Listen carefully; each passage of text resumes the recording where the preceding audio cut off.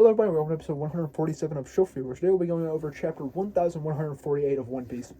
And that chapter starts off with a 7-year time jump from when Shuri was 7, so now she's 14, and we see as heirs are being sent around to from all surrounding kingdoms to try and court Shuri, because Shuri has grown into a great beauty, and we see as she actually defeats all of these what you call heirs in combat, and she's like, I don't want any of them because I don't want a weak, I don't like weak men, nor do I like men who are not musicians. So then we get a picture, a panel of scene of her and Brooke walking around, and we see as she is still dead set on marrying Brooke, and she's talking about how she's gotten prettier and all of that. Now, I'll skip over the part I was about to talk about, but ultimately, he ends up telling her like not to be talking like that, and she's like, "Geez, you're sounding like my dad now." But then we see as they progress along until ultimately they end up getting to like a resting point where Brooke and her are talking, and she mentioned about how much she loves his music, and Brooke was like, "Yeah, your dad has always loved my music as well."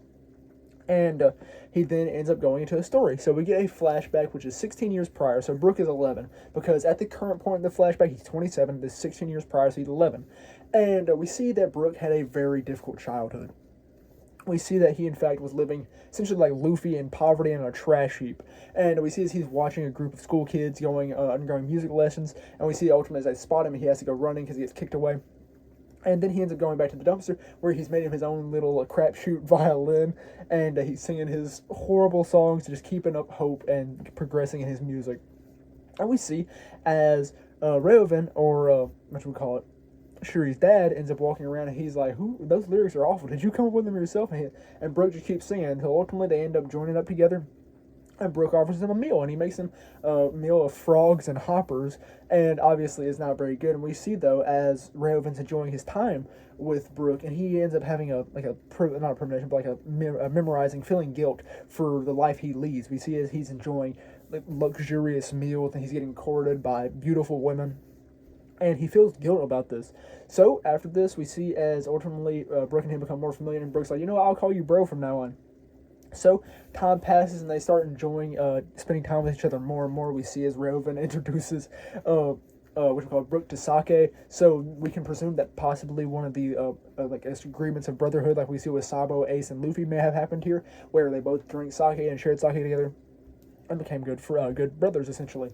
And we see as they like went fishing and crap like that. And we see that all this plays out until ultimately we see as there are Marines now in Esperia, and we see that Brooke has in fact been captured by these Marines because he was believed to have stolen some type of powder, and that the Muran, whatever, there's the Mulan or Mauran family that was discussed in the previous chapter, who tried to capture Candele, or Candela. It's Candelle. But yeah, I'm just gonna say Candele. But yeah, so he sees Candele, not Candele actually, but the same family that attempted to capture Candele had framed Brooke, since he's a poor, lowly child. No one would miss him if he ended up getting whacked by the Marines. So we see this, and we see he's singing along, and just keeping with his tune to make death seem like less of a thing. He's just keeping up hope and not, I guess, not quelling, but faltering in the face of death. So we see this, and then ultimately we see as Raven and Candele end up busting to the doors to come and save Brooke, because Brooke is a brother to Raven.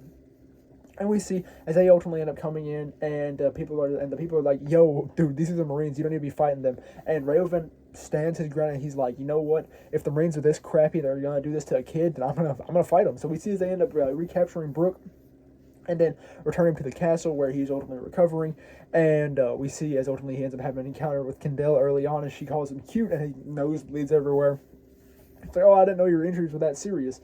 But Brooke also learns that Raven is a royal. And we see then as ultimately Brooke doesn't really care, and Raven's like, "Yeah, I'm sorry about that, but I was enjoying just being around you so much that I kind of lost the idea of telling you that I was a royal." And then it made him not feel like a royal. It made him feel as if he was an actual human. And, oh my gosh, excuse me.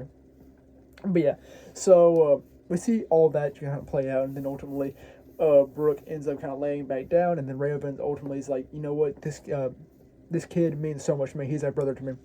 So prepare him a room in the barracks, make sure he gets into school, and make sure he gets music lessons, because this dude is going to be the next great hit of Hesperia.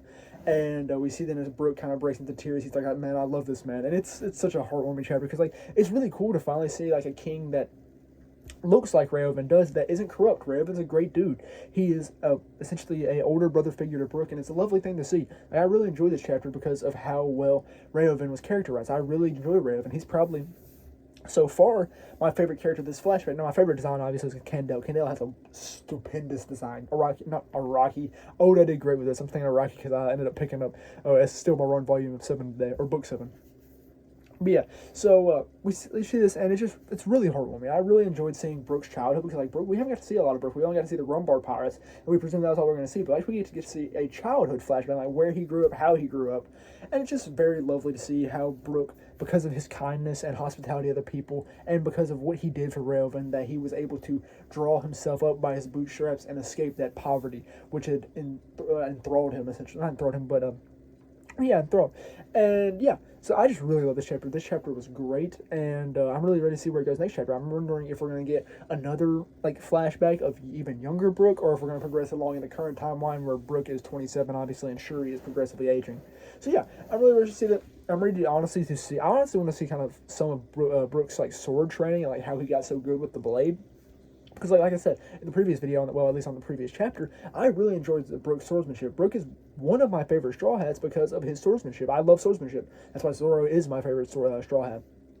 But yeah, I'm just really ready to see where they go, where Oda goes with it. So yeah, that's all it really was for episode 180, not episode, chapter 1184 of One Piece, and that's all it really was for episode 1000. Not 1000. Gosh, I cannot close this out.